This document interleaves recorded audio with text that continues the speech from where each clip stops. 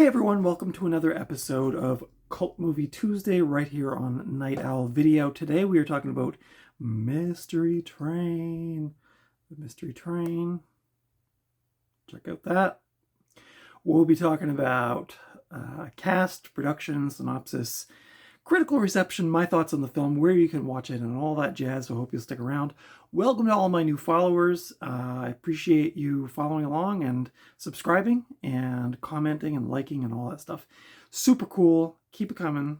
Love to hear from you guys. Mystery Train is a comedy drama anthology film from 1989. It was directed by the one and only Jim Jarmusch, who also did Down by Law, which I reviewed recently. If you missed that, go back into my cult movie playlist and you will find that there.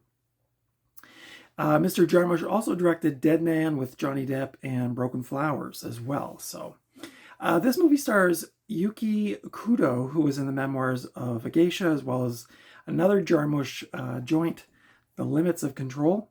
This also stars Masatoshi Nagase, who was in a lot of movies I do not know. So that's those two actors there.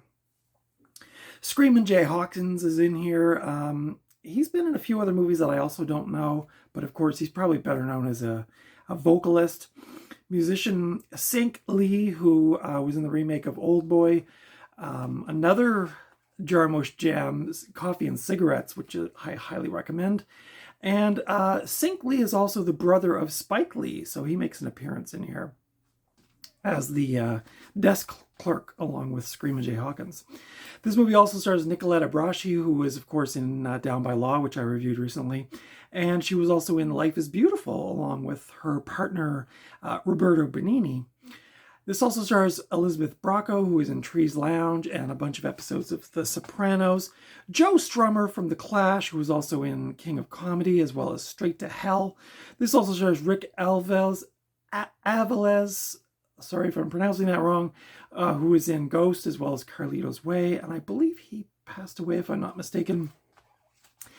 And last but not least, of course, Steve Buscemi, who was in Reservoir Dogs, Tales from the Dark Side, the movie, and one of my all-time favorites, Fargo. So a stacked cast for this anthology film. The synopsis is: a seedy hotel in Memphis, Tennessee provides a backdrop for three separate tales, featuring everything from a kitsch-obsessed Japanese couple to a trio of amateur robbers who discover the true nature of their relationships during a botched heist. Linking the stories together is the hotel's eccentric and creepy night clerk, Screamin' Jay Hawkins, as well as the spirit of Elvis Presley. So,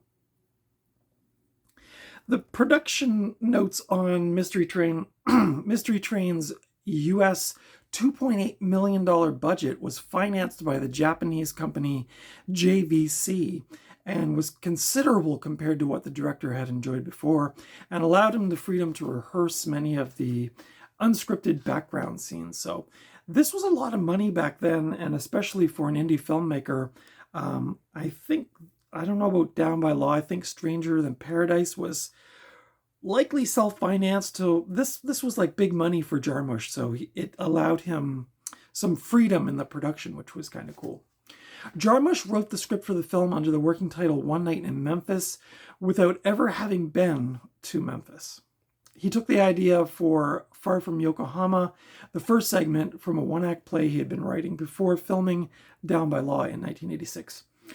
The role of Johnny was written by Jarmusch specifically for Joe Strummer, who had been the frontman of The Clash, the director's favorite 80s rock band. It doesn't say it's his favorite rock band, it's specifically his favorite 80s rock band. Strummer did not stay on the set, apparently, to joke with the veteran actors between shots, but instead preferred to keep to himself and keep to his own company, and focused intensely on orienting himself to the role. Mystery Train was filmed in Memphis in the summer of 1988. The film was shot in bright primary colors rather than black and white of the director's previous features, as I mentioned, Down by Law and Stranger Than Paradise. But it retained this sort of same pacing as a lot of those films. Jarmusch has characterized the color choices as intuitive. It enjoyed critical acclaim on the film festival circuit, and like the director's earlier films, premiered at the New York Film Festival and was shown in competition at Cannes, where Jarmusch was awarded the Best Artistic Achievement Award. The critical reception on Mystery Train, like Jarmusch's previous films, Mystery Train received a warm reception from critics. This was evident, of course, as I mentioned, where the film was nominated for the Palme d'Or at Cannes as well. In his original review for the Chicago Sun-Times, Roger Ebert proclaimed that, quote, "The best thing about Mystery Train is that it takes you to an America you feel you ought to be able to find for yourself if you only knew where to look," unquote. This film currently holds an 89% on Rotten Tomatoes. My thoughts on Mystery Train, I might, again, as I probably said in the review of Down by Law, I might be a little biased. I really like Jim Jarmusch's films.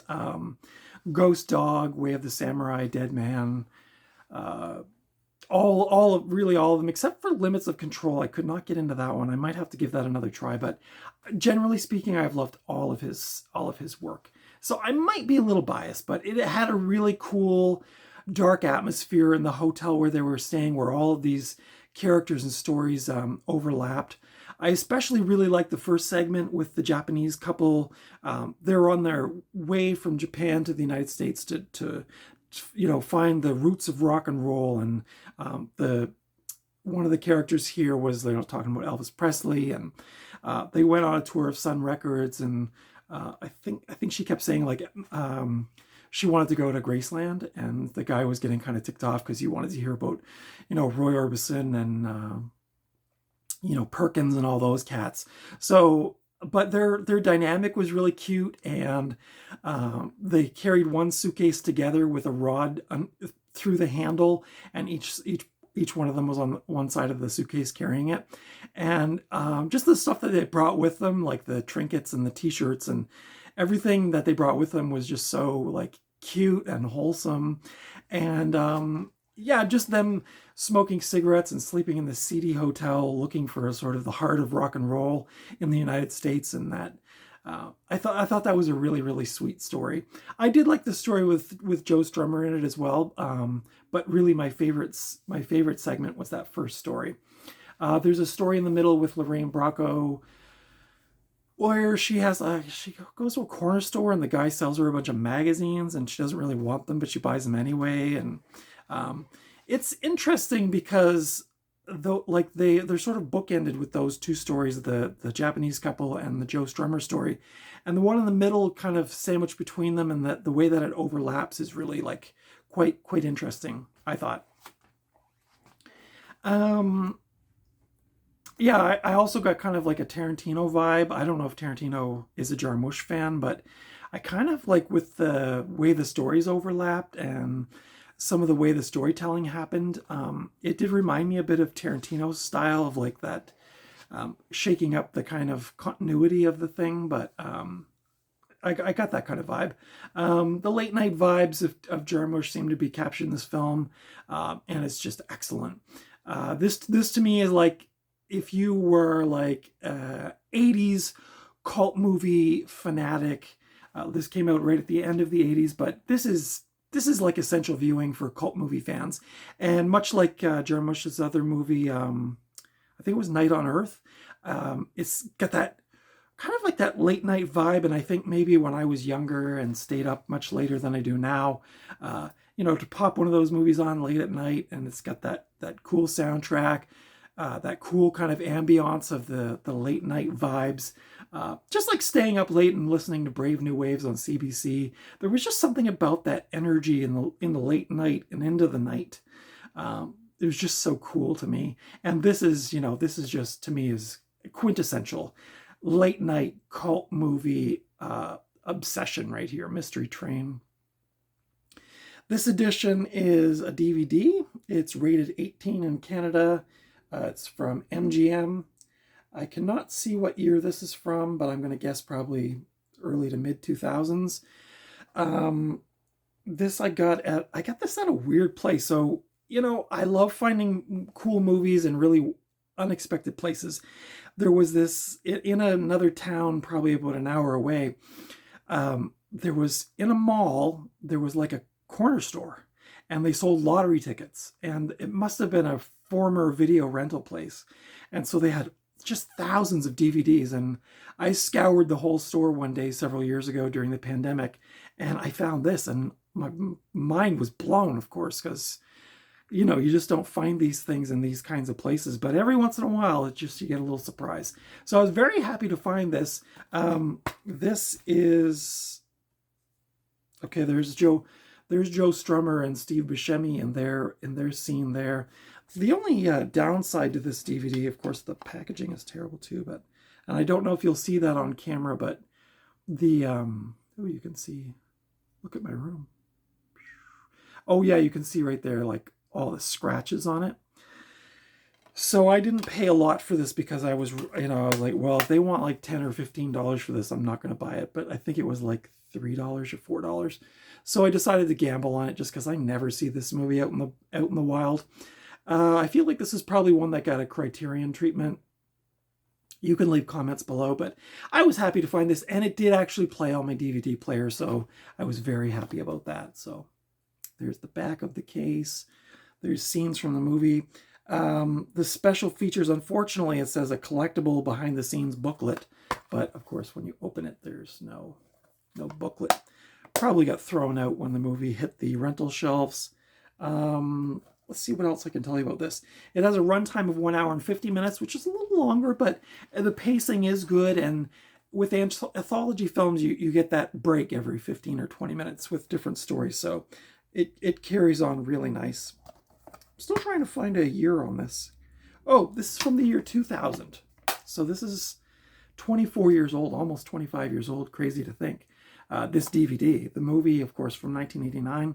You can currently rent this on Apple TV, and like I said, I would bet money on it that Criterion did this. I didn't look before I got on here, but I don't know how easy this movie is to track down, but if you can get your hands on it, highly recommend it. From Night Owl Video, Jim Jarmusch's 1989 anthology mystery, cool cult movie Mystery Train. So do check this one out if you like that kind of thing. Again, if you like that Tarantino style of like the stories kind of weaving together and characters overlapping in the background and stuff like that, I really love those kinds of movies. So yeah, this is really, really good. That's my thoughts on Mystery Train. Did you like this movie? Did you not like this movie? Do you prefer other Jarmusch movies over this one? This was on my wish list for a long time, so I was very happy to add this to my collection a few years ago, and I did recently watch it back in the spring, and it's a treat every time. Every time it's a treat. So leave your comments below. Let me know what you thought about Mystery Train. Consider subscribing if you haven't already. And that's it for today on Cult Movie Tuesday. Thank you so much for watching. Until next time, I will see you at the video store or the thrift store or just out and about somewhere, maybe in a seedy hotel in Memphis. But until next time, take good care of yourselves, and I'll see you in the next video. Bye.